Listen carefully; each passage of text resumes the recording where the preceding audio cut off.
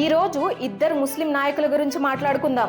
ఒకరు Iran supreme leader Khamenei, మరొకరు మన భారత మాజీ రాష్ట్రపతి డాక్టర్ ఏపీజే అబ్దుల్ కలాం. ఒకరు తన మతాన్ని దేశం కంటే గొప్పదిగా భావించి తన దేశాన్ని అప్పుల్లోకి అల్లర్లలోకి నెట్టేశారు. మరొకరు తన దేశాన్నే సర్వస్వంగా భావించి భారతదేశాన్ని ఒక సైంటిఫిక్ సూపర్ పవర్ గా నిలబెట్టారు. భారతీయులుగా మనం ఎలాంటి నాయకుడిని కోరుకుంటాం? ఒక విద్యార్థి అబ్దుల్ కలాం గారిని ఒక ప్రశ్న అడిగాడు. మతం మరియు వ్యక్తిత్వం ఈ రెండిటిలో దేనికి ఎక్కువ ప్రాధాన్యత ఇస్తారు? దానికి కలాం గారు చెప్పిన సమాధానం ప్రతి భారతీయుడి గుండెలో శాశ్వతంగా నిలిచిపోతుంది. Religion is a very private affair. As a human being, we should all believe in one thing, that is nation. ఆయన ఏమన్నారంటే, మతం అనేది చాలా వ్యక్తిగతమైన విషయం, కానీ మనుషులుగా మనం అందరం ఒక్కటే. మనం నమ్మాల్సింది ఒకే ఒక్కదానిని, అదే మన దేశం. ఆ తర్వాత అక్కడున్న వందలాది మంది విద్యార్థులతో ఆయన ఒక ప్రతిజ్ఞ చేయించారు. ఆ మాటలు వింటే రోమాలు నిక్కబొడుచుకుంటాయి.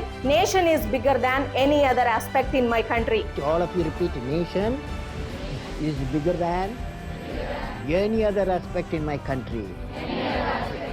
ఆయన మతం గురించి మాట్లాడలేదు, కులం గురించి మాట్లాడలేదు. ఆయన మాట్లాడింది కేవలం దేశం గురించి. ఆయన తన జీవితాన్ని దేశానికే అంకితం చేశారు. అందుకే ఆయన చనిపోయినప్పుడు ప్రతి భారతీయుడు కన్నీరు పెట్టుకున్నాడు. కానీ ఇప్పుడు ఖమేనీ లాంటి నాయకుల కోసం మన దేశంలో కొందరు ముస్లింలు రోడ్ల మీద పడి దొర్లుతూ గుండెలు బాదుకుంటూ ఏడవడం చూస్తుంటే ఆశ్చర్యం వేస్తోంది. ఇప్పుడు ఇంతలా ఏడుస్తున్న వీళ్ళు కలాం గారు చనిపోయినప్పుడు ఒక్క కన్నీటి బొట్టు కూడా చిందించలేదు. భారతదేశానికి కావాల్సింది ఖమేనీ లాంటి ముస్లింలు కాదు, కలాం లాంటి కర్మయోగులు.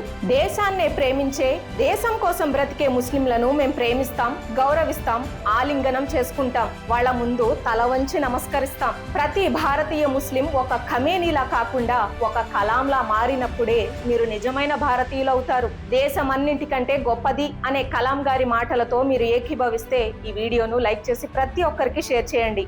జై హింద్. ఈ విషయం గురించి ఇంకా క్లియర్ గా తెలుసుకోవాలి అంటే ఫుల్ వీడియో చూడండి.